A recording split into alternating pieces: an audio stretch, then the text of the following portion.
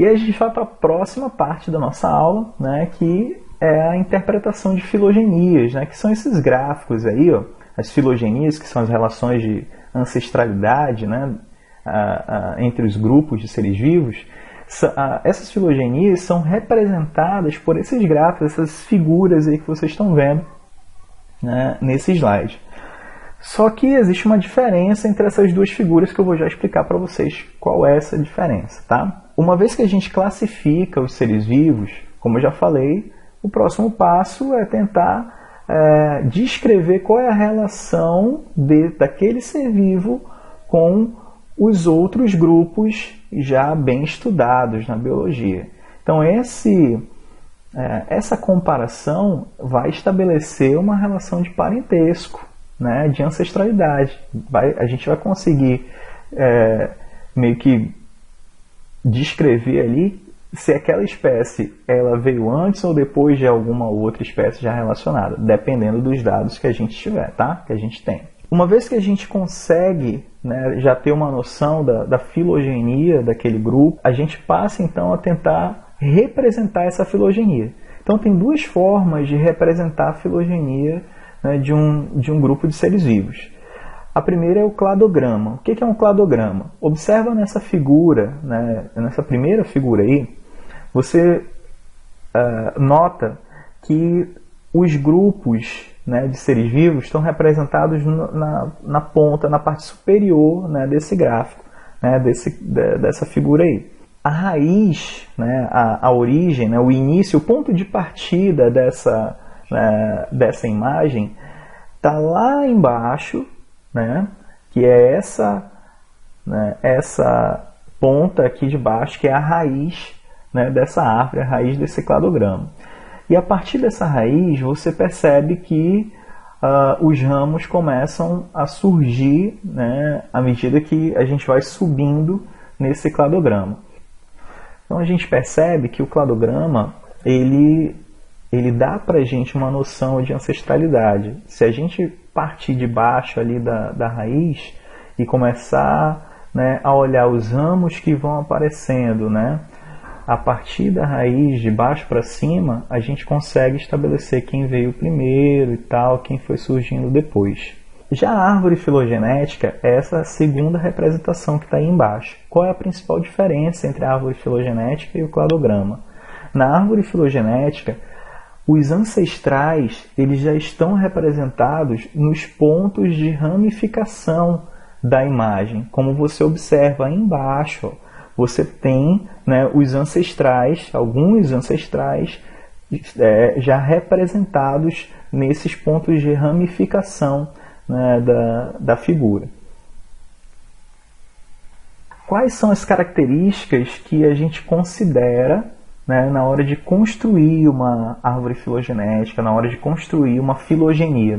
Construir não, né, porque a filogenia ela literalmente já está construída, né? A gente está só tentando desvendar, né, ali qual é a relação filogenética entre os seres vivos. Então, para a gente reconstruir ou recapitular, né, me colocando melhor aí, o que a gente utiliza? A gente utiliza características que costumam ser passadas para os descendentes, né? O que o ancestral tende a passar, né, para as linhagens posteriores. Essas características, né, que representam, né, uma ligação entre o ancestral e as espécies descendentes são as chamadas homologias, tá? Então, olha só, o que é uma homologia? São características de uma espécie ancestral que são compartilhadas por suas espécies descendentes. Nessa figura da direita, você observa um exemplo de homologia, né, relacionada com os ossos dos membros anteriores. Tá? Você vê no braço de um ser humano a disposição dos ossos na asa de um morcego, na asa de uma ave e na asa de um pterossauro, né? Forma, né, a anatomia comparada sugerem, né, uma relação de parentesco, uma relação, na verdade, entre essas estruturas aí, né, indicando que essas estruturas são exemplos de homologia. tá? As homologias, elas não são só representadas por anatomia, tá? Tem também dados morfológicos, dados fisiológicos, dados embrionários, dados bioquímicos. Aí na figura de baixo, você observa, cada linha aí é uma espécie, certo? E ao lado do nome de cada espécie, você tem uma sequência de DNA, né? Uma sequência nucleotídica aí, né? E a sequência de DNA ela é usada extensivamente, né, nessas pesquisas de evolução, né, para tentar resolver aí as relações de parentesco, tentar descobrir quais são as relações de parentesco entre as espécies. Né? Os cientistas usam demais, né, esses dados de DNA, de RNA, de proteína e tal. E também, né, a comparação entre as sequências, né, nucleotídicas de um determinado grupo de seres vivos também pode ser usado, né, como homologia, né, dependendo do gene que você está utilizando. É óbvio que as homologias, né, são características que vão sofrendo modificações, né, entre os descendentes e tal. Eu já falei sobre a anagênese. Graças à anagênese a gente tem mudanças, transformações, né, modificações que vão acometer, né, uma certa característica homóloga.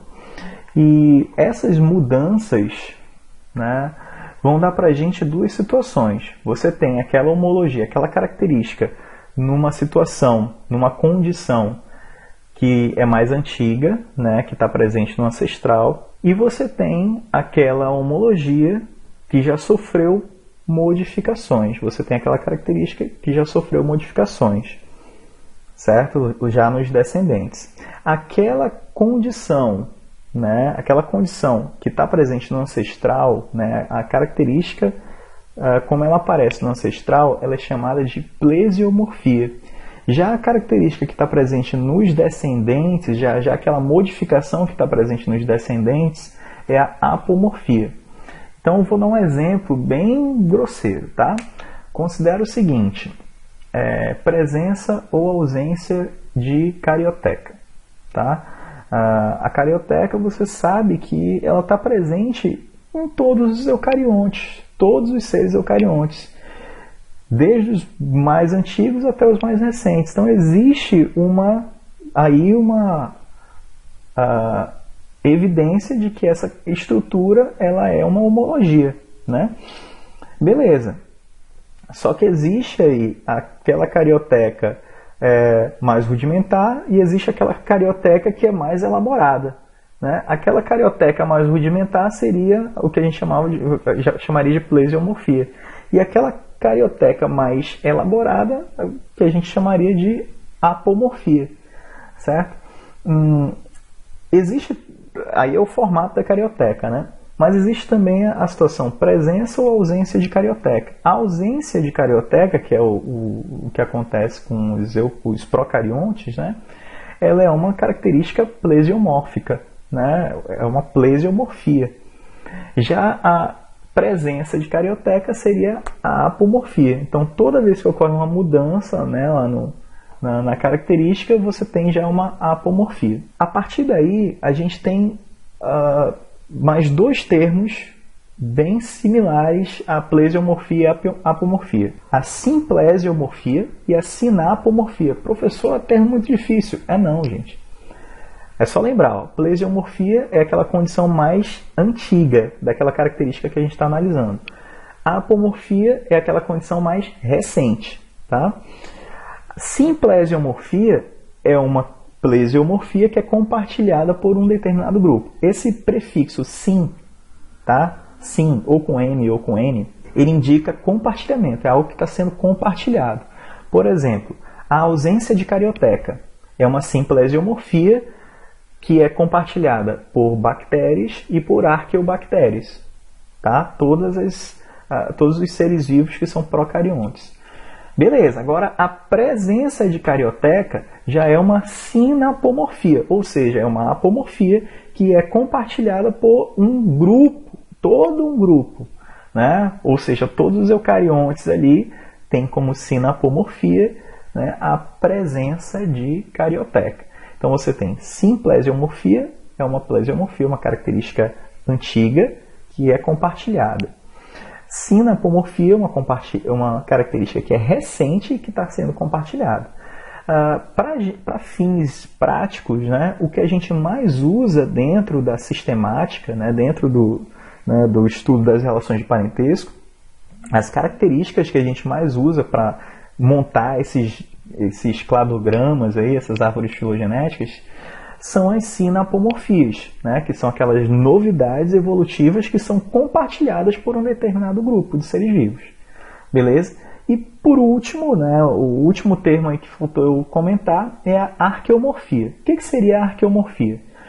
É uma característica que é relativamente recente, tá? Mas que ela está presente num grupo bem abrangente, certo? E aí, à medida que a gente vai delimitando, né, os agrupamentos, à medida que a gente vai amarrando os agrupamentos dentro desse grupo abrangente, aquela apomorfia ela começa a ficar um pouquinho mais distante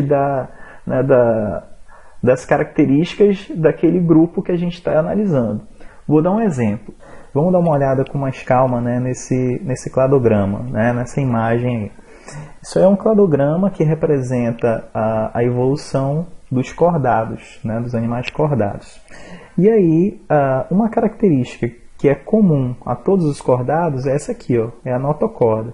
Repare o seguinte, que a notocorda é uma característica que está aparecendo lá no comecinho, né, lá embaixo, perto da raiz, né, dessa árvore, né, que é o que a gente está chamando de cladograma aqui, né, que é uma árvore evolutiva, né, um diagrama que representa a evolução, né, desse grupo, e a raiz está bem aqui, certo? Onde eu apontei. E aí, lá pertinho da raiz está presente a notocorda. É claro que a notocorda ela é uma novidade evolutiva, né, uma característica que surgiu com esse grupo, que ela não estava presente lá nos ancestrais dos cordados, né? Então ela é uma apomorfia que é compartilhada, é uma apomorfia, uma novidade, né? Que é compartilhada pelos cordados. Tá? Então ela é uma sinapomorfia. Posso chamar, eu posso classificar a notocorda como uma sinapomorfia dos cordados. Tá bom? Mas aí, à medida que a gente vai subindo aqui no nosso diagrama, a gente percebe que o primeiro ramo que começa a surgir aqui, ó, é o ramo dos urocordados. Aí o segundo foi o ramo dos cefalocordados, né? Só que antes do ramo dos cefalocordados aparecerem, aí a gente tem aqui uma outra característica, que é esse esqueleto axial aqui, ó, presente, né, presente por toda a vida e tal. Esse esqueleto axial, ele apareceu ali, né, nos cefalocordados, certo? Não está presente nos urocordados, mas já está presente nos cefalocordados. E aí, graças a essa característica aí, ó, a gente consegue agrupar todos os outros animais, com exceção dos urocordados, tá? Com exceção dos urocordados, deixa eu grifar aqui rapidinho, opa. Ó, esses aqui não entram nessa classificação, tá? Com exceção deles, a gente classifica os demais como eucordata, ou seja, cordados verdadeiros, né? Beleza, aí a evolução continuou, certo? Continuou aqui, aí apareceu essa característica aqui, ó, os cefalocordados se diversificaram, apareceu essa outra característica, ó, cabeça, encéfalo, papapá, né? E essa característica aqui, ó, já permitiu a gente classificar todos esses outros animais, deixa eu colocar aqui, ó, com exceção dos cefalocordados, todos os outros animais são classificados como craniados, certo? Então, a partir dos agnatas, a gente já tem os vertebrados, ó, vertebrados ou craniados, tá vendo aqui? Qual é a sinapomorfia dos vertebrados ou craniados? Está aqui, ó. Presença de cabeça, com encéfalo, etc. Então, isso aqui é uma sinapomorfia dos vertebrados. Agora, deixa eu voltar um pouquinho, ó. Eu posso dizer que a notocorda é uma sinapomorfia dos vertebrados ou craniados? Não. Por quê? Porque a sinapomorfia dos vertebrados, né, é essa aqui, ó, é a característica, é a novidade evolutiva que é compartilhada por todos eles, certo? A novidade está aqui. Aqui já não é mais novidade, né? Então, o que a notocorda é para os vertebrados? Para os vertebrados, a notocorda, como ela apareceu um pouquinho antes da evolução, apareceu um pouquinho antes, eu já chamo a notocorda, para os vertebrados, eu já chamo de arqueomorfia. Certo? Ou seja, é como se fosse é como se fosse uma apomorfia um pouquinho mais antiga. Então, né, é um termo meio confuso, mas assim, em termos, quando a gente vê na prática, né, fica mais fácil da gente identificar o que é arqueomorfia. Tá bom? Mas repare o seguinte, aqui, gente, o que está sendo levado em consideração, né, para a gente construir essa figura, essa imagem, não é a plesiomorfia, e sim a apomorfia. E principalmente as sinapomorfias, que são as apomorfias que são compartilhadas por um grupo. Todas essas características aqui, ó, que estão na base, né, do cladograma, são sinapomorfias. Tá bom? Então vamos voltar lá para a nossa aula. Para a gente encerrar aí a discussão sobre as filogenias, a gente precisa comentar aí o que são grupos monofiléticos, parafiléticos e polifiléticos. Quando a gente olha um cladograma, né, a gente tenta estabelecer a relação, né, entre os grupos dentro daquele cladograma. A gente pega o grupo A e o grupo B e tenta descrever qual é a relação que aqueles dois grupos têm entre si, né, dentro da evolução.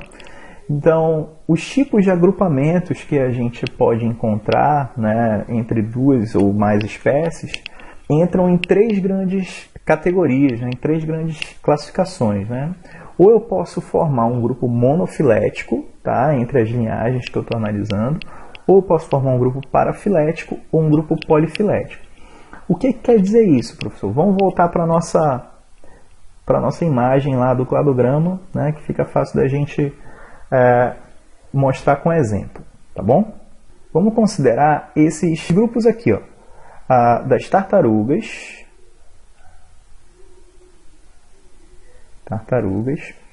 os lagartos e serpentes, os crocodilos, as aves e os mamíferos, tá? Vamos pegar esses 5 grupos aqui, ó. Tá? Vou analisar esses 5 grupos. Analisando esses 5 grupos aqui, ó, eu consigo perceber que eles têm um ancestral aqui. Ó. Eu consigo identificar um ponto, né, de origem, né?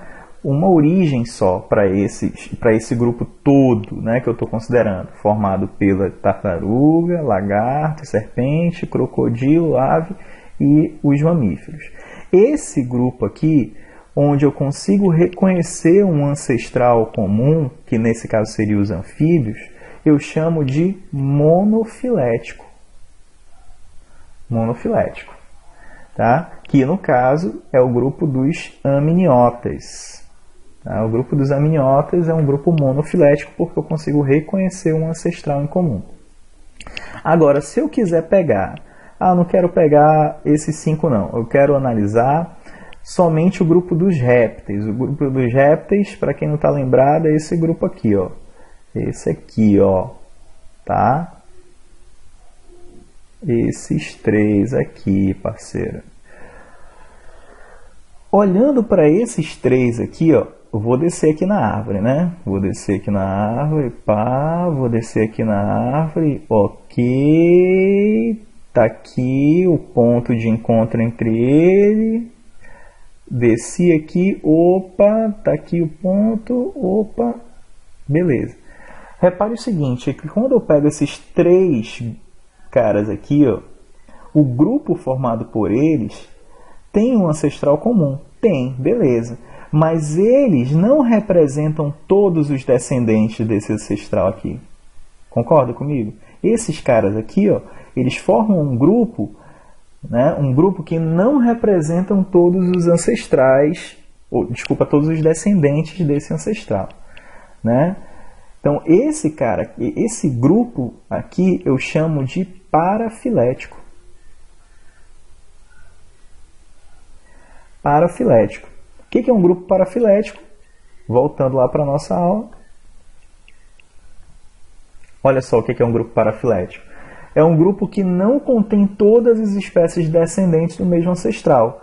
Ou seja, para eu formar um grupo, né, com todos os descendentes, né, nesse caso que eu estou analisando aí dos répteis, para que eu conseguisse abranger todos os descendentes, eu teria que pegar os mamíferos e teria que pegar as aves, para completar aí, né, o conjunto de descendentes desse ancestral.